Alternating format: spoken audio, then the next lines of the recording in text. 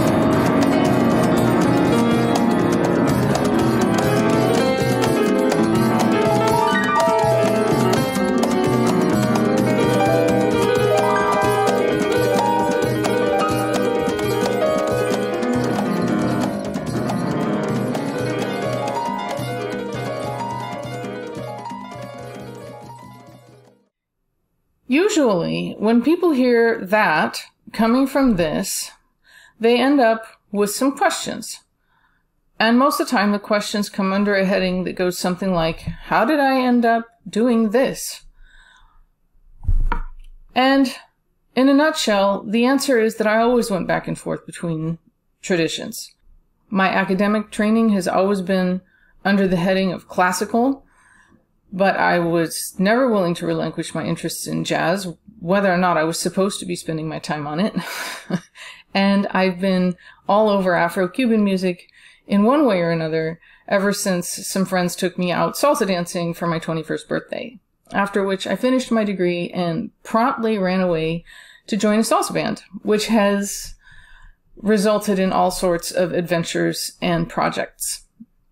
The last piece is an example. The next piece that I'd like to present to you is something quite a bit different. It's a piece for symphonic orchestra called Alternate Tonality. This is the second movement. I ended up writing this piece because somebody said to me that they thought that symmetrical scales are boring. And I thought, I don't really know about that. I think that I will see if that's true. So I decided to write this piece by using the augmented scale, not the whole tone scale, the augmented scale as the structure of the piece. I wouldn't have decided to do that if I hadn't been spending a bunch of time studying jazz, because I don't hear the augmented scale used in classical music anywhere near as much as I hear it used in jazz. So I decided to combine the two, and this is what we got. I hope you enjoy.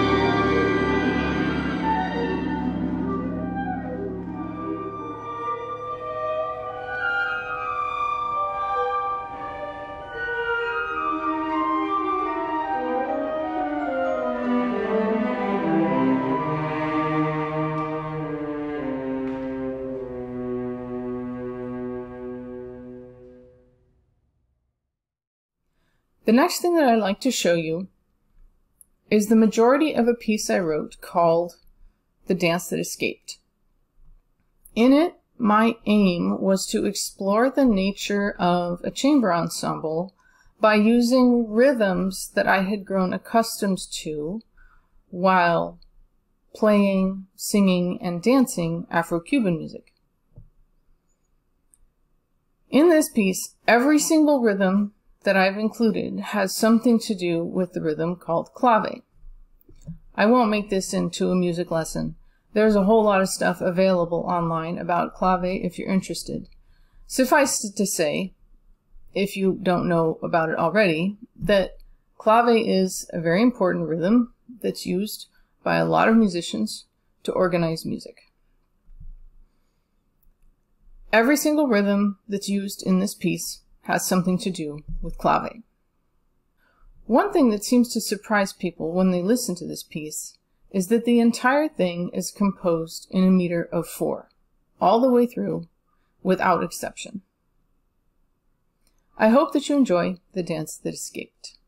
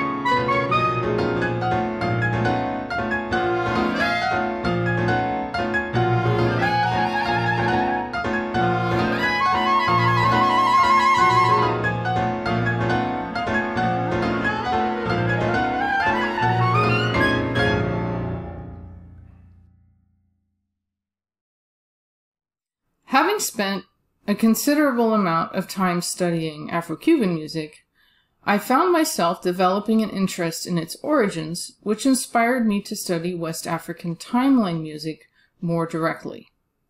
Timeline music because clave is a type of musical timeline. There are many, many timelines. After having studied timeline music for a few years, I decided to generate a new timeline and compose a piece using it. This particular timeline that you're going to hear in the upcoming piece called Dare is a rhythmic palindrome. While you're listening to the piece, look out for the pitches coming from the drums. These pitches make up most of the melodies in the piece. The sung melody is not my composition. Many special thanks to JB for choosing and for performing that melody alongside what I did write for the percussion. I hope you enjoy the piece Dare.